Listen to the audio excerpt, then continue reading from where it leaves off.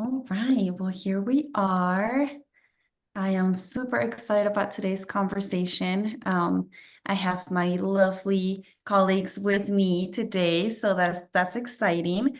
As many of you who are going to be watching this saw on the LinkedIn post, today we're going to be talking about leadership, brave leadership and vulnerability. And a little bit of context on how that idea came up. I have been just having different conversations around vulnerability in the workplace and what does that look like.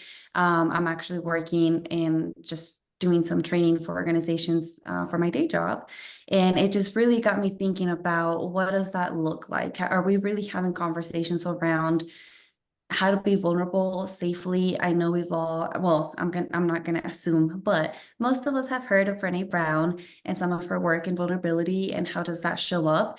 And I think it's really cool to have those conversations with other people face to face, really get that from just being knowledge to understanding what does that look like for everybody. And are there any individual things that may influence some of that vulnerability? So I guess we'll just kind of get right into it. So before we even get into all of that, I want to just kind of touch and pick your brains a little bit. When I say brave leadership through vulnerability, what kind of comes to mind? I guess for me it would be what I don't like about the word vulnerability is, in a way, it gives a little bit of weakness, which is okay when you're with a bunch of people. I think it's totally fine to be weak. But about what I like to use the term instead of vulnerability is authenticity, because Mhm. that is sort of the same openness. It's the same being true to you, but it's also one of power. It's like I am so secure with who I am, and it's not power over anyone, it's just power over me and my feelings of lack. Mhm. So I like the word authenticity because you do have to be brave these days to be authentic, Mhm. especially in the corporate workplace where you still have hierarchy. And Mhm. I think the generation below me is a little bit better at not revering the hierarchy. But, in my day, you were still kind of scared of the CEO when they were actually just a person. Um, so to be authentic when you're a leader, I think does take a lot of bravery. And that's what sort of drew me to join you today. Yes, I really appreciate you saying that the word itself can trigger a little bit of those thoughts or feelings around weakness. I know that's actually one of the points that I wanted to bring up today. Sometimes our own experiences, our cultural backgrounds, our own experience with what we've associated vulnerability with can hinder our ability to show up bravely through that. I know for myself, before I understood what vulnerability really is. And I think it really resembles everything that you're talking about, being authentic, being just sincere and compassionate with who you are and showing up as your true self. That is very vulnerable. And before I understood that concept, it felt to me like allowing yourself to be seen and if that felt unsafe. And that didn't feel really good. So I appreciate that you bring that up because that is true. It can feel like you're just kind of opening up yourself to people, and that can be scary, especially in the workplace, which it's a place where we're supposed to be, professional. We're supposed to be a certain way. We have to have some sort of guards up to protect ourselves. But yeah, John, do you have any thoughts? I very much go along with what Angela's saying, that the word vulnerability is difficult for me because I think this might sound like I'm trying to be a little bit over clever, but I don't mean to be. I think that the word vulnerability is often used in the way we talk about things now to talk about something which is not vulnerability. I think Mm. people go, look, I'm being terribly vulnerable. I'm expressing myself, but they're doing it in a way that makes it impossible to for people to question them or hold them to account, because you've expressed yourself, you can say anything you want. That's not vulnerable. That's just a different sort of power play. You know, sort of go, look how willing I am to open up. When you go, yeah, but you're not willing to have somebody engage with what you've opened up. So I find it a very difficult area. I also much prefer the word authenticity, because coming from, you know, my background as an actor and director and teacher of performers, authenticity means stepping away from pretending and actually humanly inhabiting the role that you are in. So an authentic conversation is one where you say, I'm simply going to tell my truth, and I am willing for you to contest my truth. I'm willing for you to say that I'm wrong. Now, again, I'm sort of with Angela. Why would anyone do that unless they felt one of two things? Either I can tell my truth and nobody will attack me, or I can tell my truth, and if I am attacked or criticized or there's a pushback, I am sufficiently strong and aligned in myself to be able to go, I hear that. Actually, you're making me think of some interesting things. I recognize that. And I agree with you here, and I don't agree with you there, and I'd like to talk about this. In other words, to have a conversation from a position of self-confidence. The word vulnerability too often for me suggests, well, I mean, it means willingness to be wounded, you know, and I prefer the sense of a vulnerability, which is a willingness to be open, not defendedly open. Look, I'm being all vulnerable. You must just be nice to me, because that's just power play. That's another sort of power play.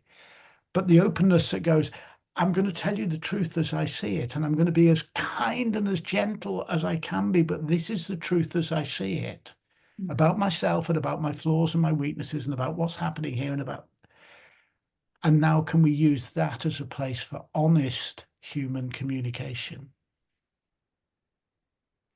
I really like what I'm hearing, because it really challenges the idea that to be a brave leader, or to just, I mean, and when I say a leader, it's just someone who has taken accountability and responsibility about something somewhere in their life. It doesn't have to be the workplace, which is kind of where I bring in that personal aspect of all of this.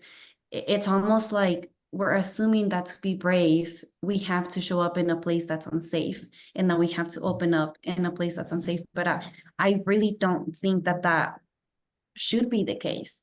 I feel like when we decide to show up in this vulnerability and to choose bravery when we do so, I'm thinking, and I'm getting everybody's like perspective on this, because I'm assuming that I'm going into a place where I can do that.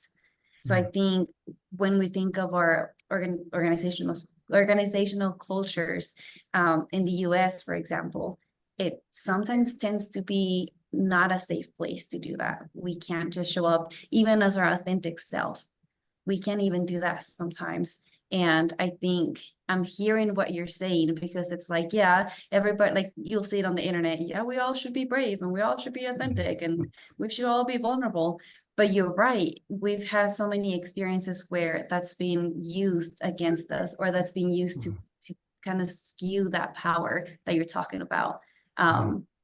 Which is super, super helpful, because when I read or I hear these conversations about vulnerability, I assume that people are in a safe place to do that.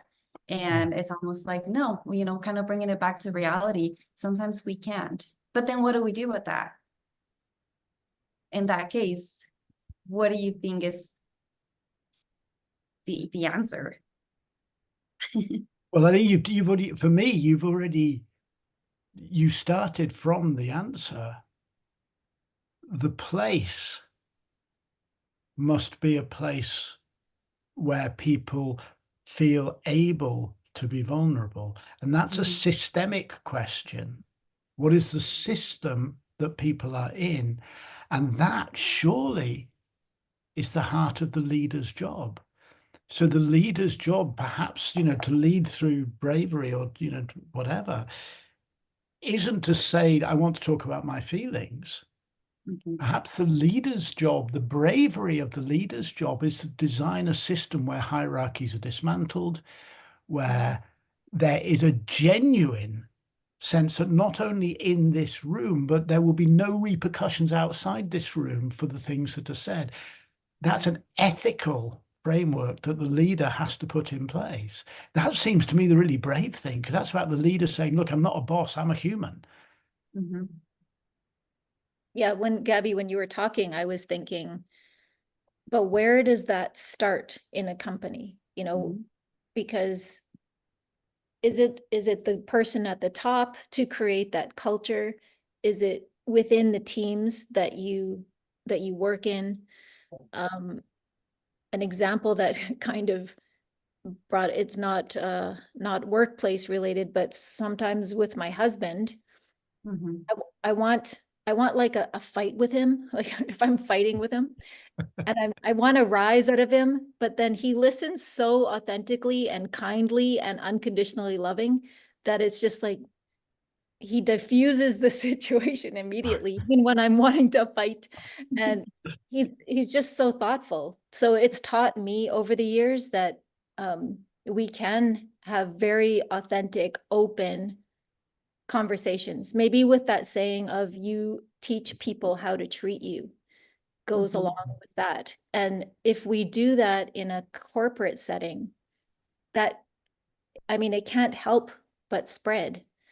And it was also with a conversation with my daughter. She's at university and she said she was in an area where it was very cliquey, so all these people socialize together and she doesn't. And when she was in the group, they would just talk about things that they knew, but she didn't know. So she felt really left out. And she said, well, what do I do? Like, what if I'm in a situation, I always want people to feel comfortable, but they didn't make me feel safe. They didn't make me feel welcome.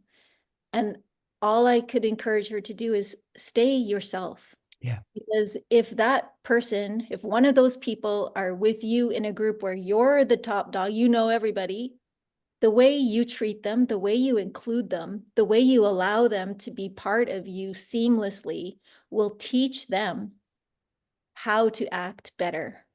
Mhm. So if you're truly authentic within yourself, like John said, you have this confidence that you will be fully open, but you are so sure that it's okay when people are jerks because you just let them be a jerk, but you cannot give yourself up. Can I add one thing to that? Is that okay, Gabby? I realize Yeah, I'm probably yeah. taking over all your time, but No, no, no, no. I like this. uh, I absolutely, utterly agree with what you're saying, Angela, about the authenticity of how you turn up, and that in many ways you create the environment of the space by the way that you choose to pay attention and so on.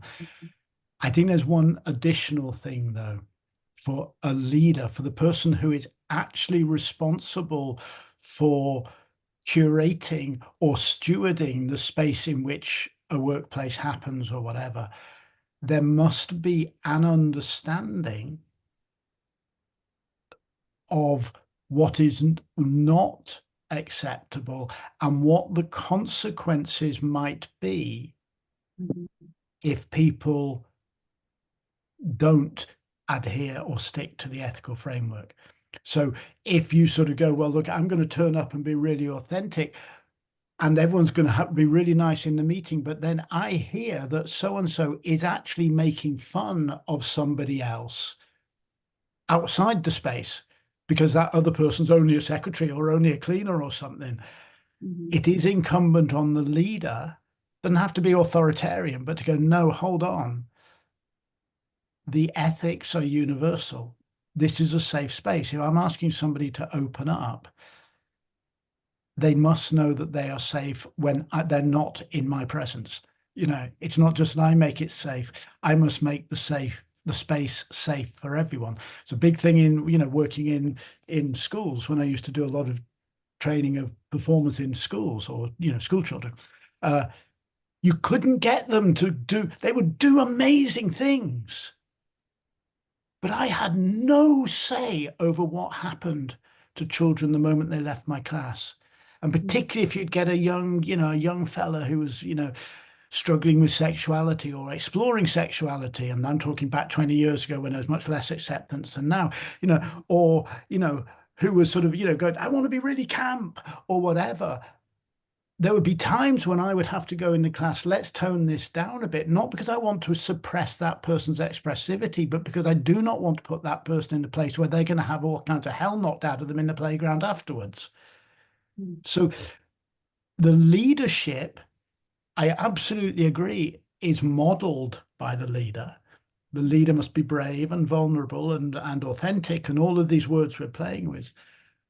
But the system needs to be robust, and for there to be consequences if people choose to betray that vulnerability and that authenticity at any place during the workplace, any place during the workplace. You know, a lovely meeting, and then you find out that there's a Facebook group and everyone was making fun of somebody who had the guts to speak up. It's the leader's job to go, no, sorry, this is a problem and that we will deal with it. How she deals with it, that's another matter. You know, there's censure, there's authoritarianism, there's education, there's a million ways to deal with it. But safety is 360 degrees and 24 hours a day. Yeah. Yeah. And one of the, oh, sorry, I was just going to say before my thought leaves that that's exactly what makes someone a leader. It's not a title, it's not a role, it's not a duty, it's your willingness to step into the reality of, I do have to hold myself accountable. And if this is what I want this space to be, whatever space that may be, again, this can be in organizations, or it can be at a church, it can be at a friend group. Like, we can take initiative and say, this is the way that I want things, which I love that for you, Angela, where you're like, come on, just fight with me. When we abandon that reactivity, right? And we just kind of truly show up as ourselves, it really does make a difference. And it does shift that culture, or it shifts the way that people interact with each other. And it is contagious. So I love that point, because I was going to bring that up. You know, when we model all of those behaviors or ways of interacting with other people, it is contagious. And you, even if the system, I'm going to say that even if the system is not created or structured to be a safe place, I feel like it starts with one person being brave enough to show up as themselves, hold themselves accountable, and then of course step into that accountability with somebody else when the time comes, which is what you're talking about, John. If something's not right, being able to be brave enough to show up and say, I'm not okay with that. Which I think with the younger generation, I feel like we're starting to see a little bit more of that, being very vocal about what they think it's okay and what it's not okay. So I do like that aspect as well. Were you going to say something, Angela, before I? No, I was just agreeing with John's. I loved how safety is 24 hours a day, 7 days a week. And I mean, you could describe integrity like that too, because that's doing the right thing even when no one's looking. And then the other word that goes in there, another one, is compassion, which is acknowledging the fact that every single one of us is human and flawed and makes mistakes and says the wrong things, and sometimes, acts in ways that, are unintended or whatever, and that a robust system encourages vulnerability and authenticity because it doesn't punish mistake or flaw. It goes, okay, that wasn't okay. Not you're a bad person, not we don't talk to you anymore, not on it. That wasn't okay. That didn't work. How can we, help you see why that didn't work? And how can we make sure that that doesn't happen again? And can we understand why that doesn't work? Because so-and-so is now feeling That's compassion, which is a word people throw around an awful lot, but we don't see very much of it in most places. We see people talking about compassion. We don't actually see people behaving with compassion. And this is one of my passions.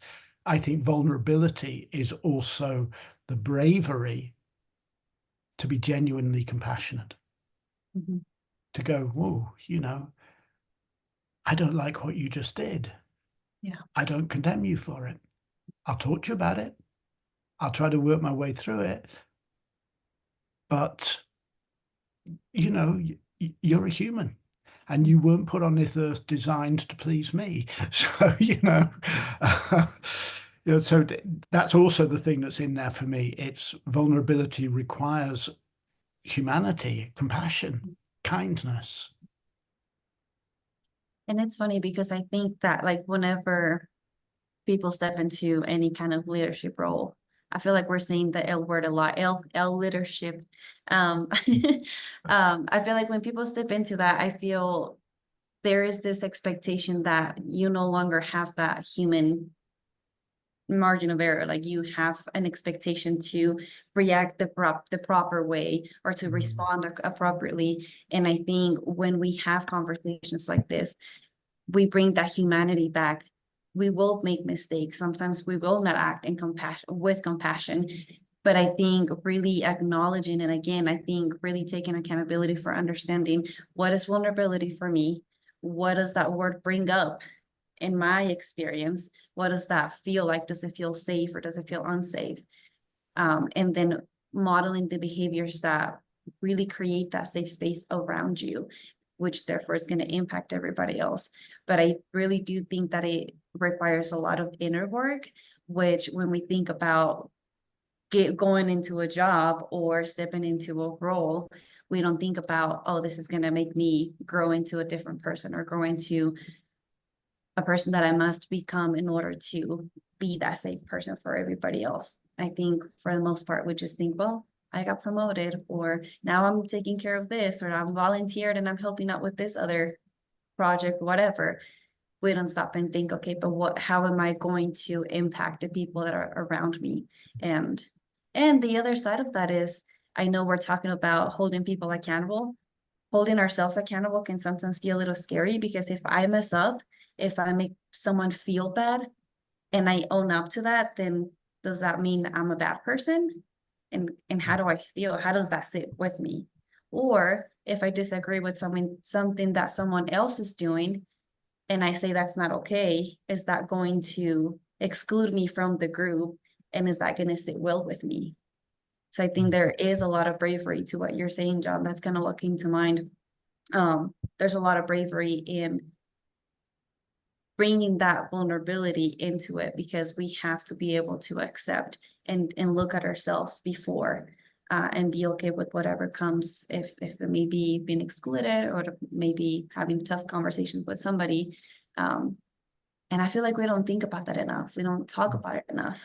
We just expect people to be good people and brave leaders and authentic people. But like, what does that really mean to us? And what is the work that we're doing on a daily basis to be able to show up in that way? I think that's the real challenge.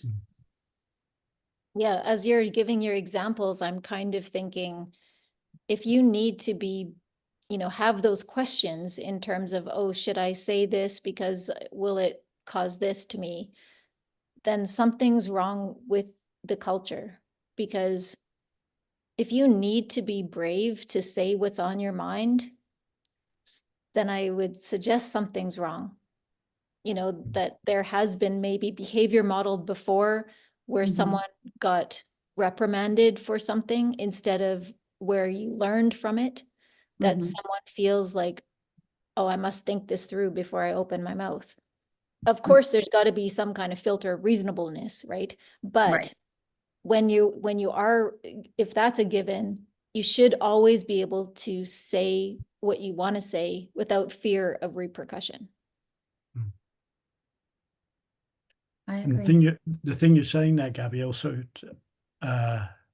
Again, I thoroughly agree, Angela, it's around that question of the system. Often it's a system that needs looking at rather than the individuals.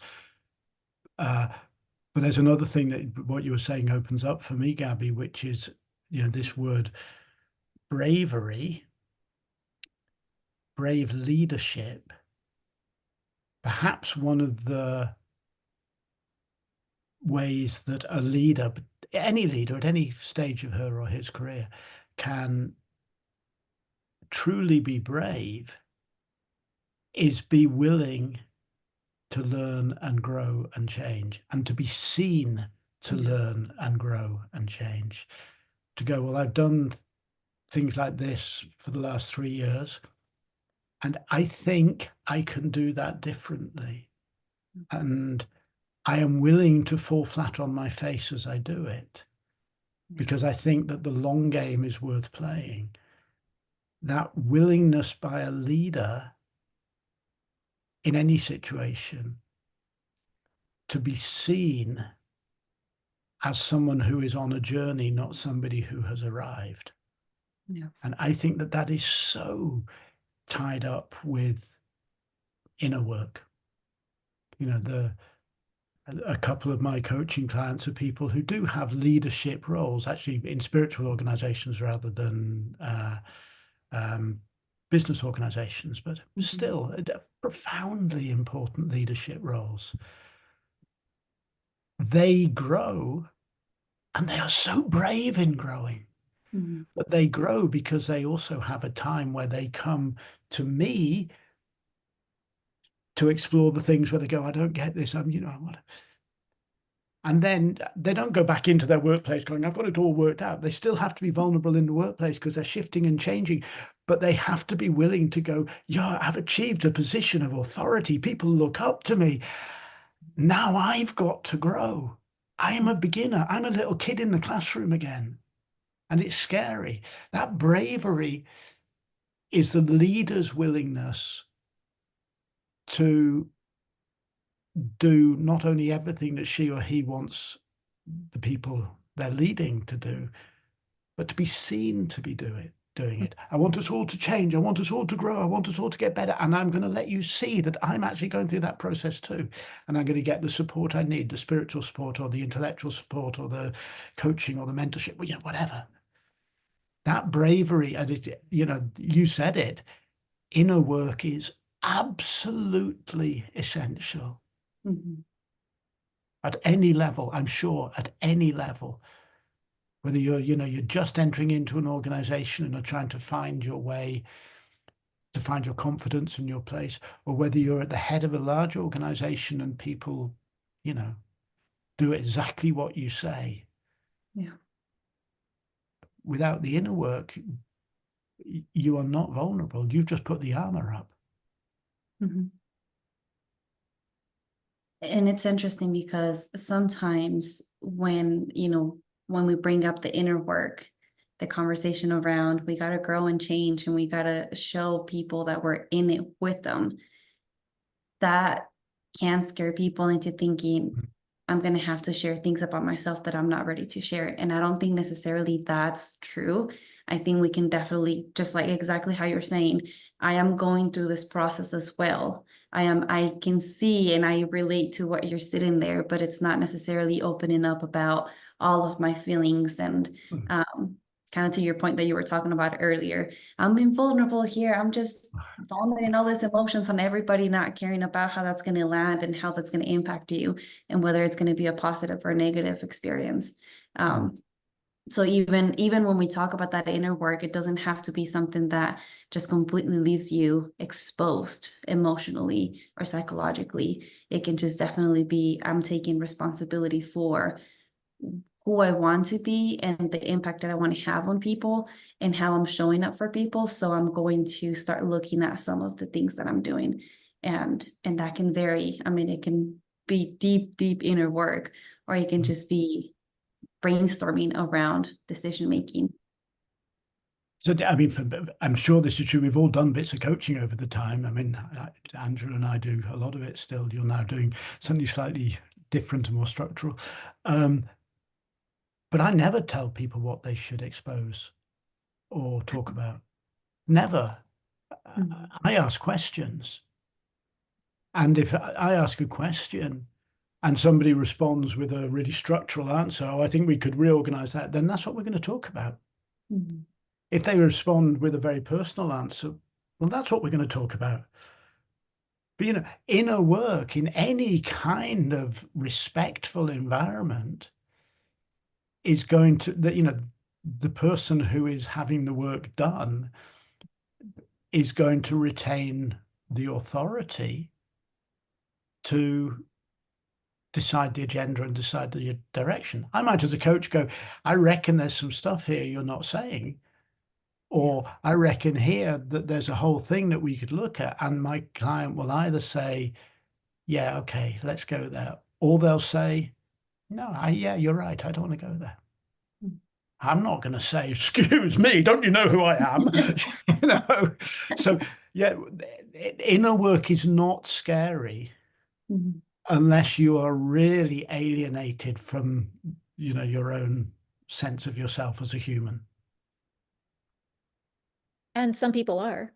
which they absolutely are, in which case you talk about externals until they begin to realize that we're dancing around the fire without ever getting too close. Mhm. And then they either end the coaching relationship because they don't want to go there, or they go, okay.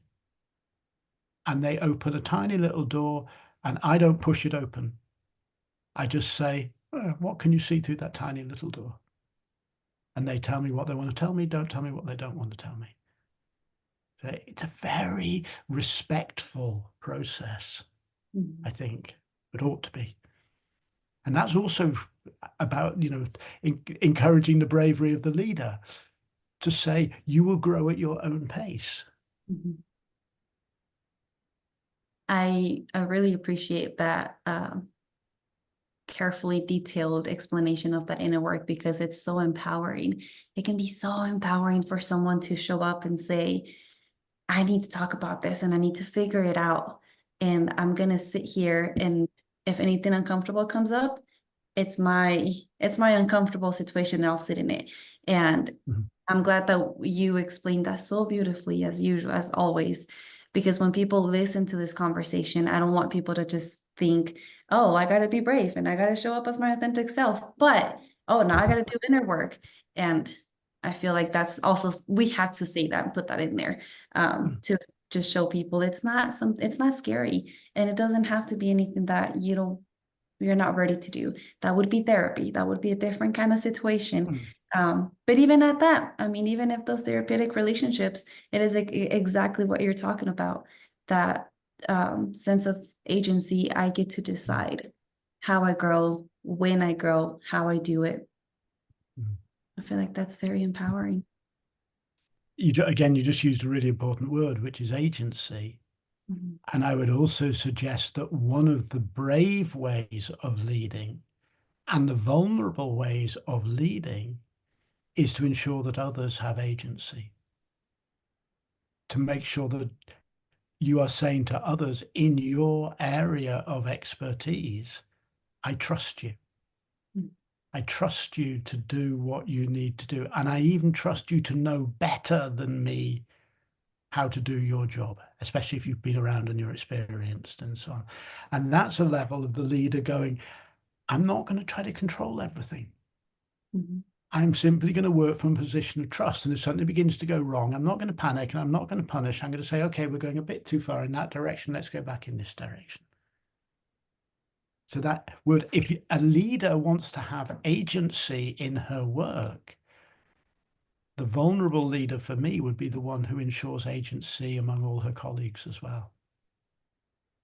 Which really shifts that idea of vulnerability feeling. I feel like it takes the weak feeling from the word into a very empower. And I think, Angela, you were saying having power with, not power over. I empower myself to put myself in this position to grow, but I'm also going to ensure that we all have a safe space to do the same. And through vulnerability, through opening that door and saying, I don't have it figured out, but we can figure it out together.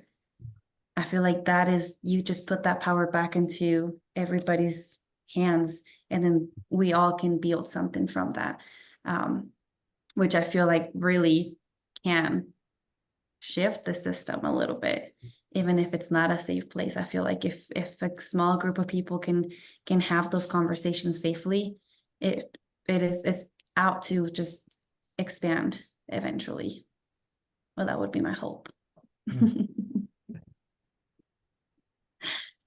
So with this conversation, I feel a little bit differently about that word. When we started, I feel like we were kind of like, there's a little bit of weakness, there's a little bit of, I don't know about this word. And now when I think about it, leading with vulnerability, it almost feels like we're leading with empowerment, we're leading with compassion. Did that shift happen for you just having this conversation, or was that something that you just already kind of associated?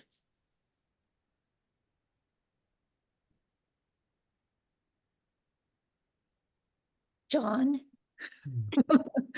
I'm interested because I'm just trying to taste the word as you say it. The word has got more complex in light of this conversation. And that's good. It's less of a sense of, going, vulnerability is about being wounded or being willing to be wounded. It's moved away from that sense to me towards one which is more integrated around, I think, compassion and agency. I think a lot of what you said echoes around this sense of the enabling of the self to enable others. And that giving up of control and replacing it with sort of agency. So the word has got more complex for me, and perhaps has taken on its own life in a way that I don't think that what we're talking about now is the same as authenticity. Although I think that authenticity is an integral part of a willingness to be vulnerable. I need to think about some of that. There's some very interesting things in what you've been saying, which are just sparking a complexification of the word. Yeah, it's like all of the words we're talking about are now like a little bit of a word salad in my brain. They've been tossed. But I mean, I think we all have a deep appreciation for what it means, what your intention behind it is. And John, you just said something about now I can't exactly remember, but being strong within yourself, empowering yourself so that you can empower others. It's the whole, we treat people as well as we are strong within ourselves, are confident, not a bad strength, but a wholeness. When we're whole, we do not drag anyone down. So I've been away from corporate life for so long that I'd be curious to see how the modern day office is like. Has it improved since I've been there? And I mean, I would venture to guess that, I'm sure all the personalities are still out there, but that hopefully we'd be able to talk about things a little bit more.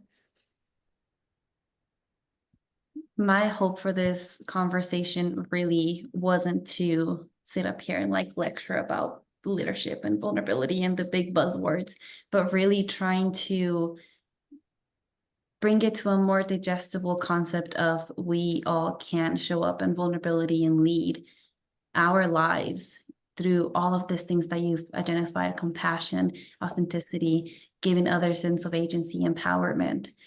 Because I think we hear all these concepts and we read about them. If we do, I mean, whoever's going to be watching this probably is reading about these concepts. And it's very easy to just read something, hear something, see something, and say, okay, yeah, that makes sense. And it's a very different thing to sit here and say, oh, this is how I can show up in that. This is how I can actually make a difference in the workplace, in my church, and wherever it is that you want to implement these ideas. And that was really my hope, that we could have those conversations and really shift from, I don't know about being vulnerable, to, if I am vulnerable, that means I'm empowering myself and I'm empowering others, and I'm creating a safe space where we can do that. And I think that's the beautiful thing about these conversations. I am very mindful of the time. So if you have any last final thoughts that you want to throw in there before we leave. Well, just wanted to thank you for this conversation. It's been really nice to delve into the whole concept of vulnerability, and even though you've tossed up my word salad. Yeah, Hopefully in a good way. I'm with Angela. Really, I mean, really useful and interesting, and I shall do some thinking about it.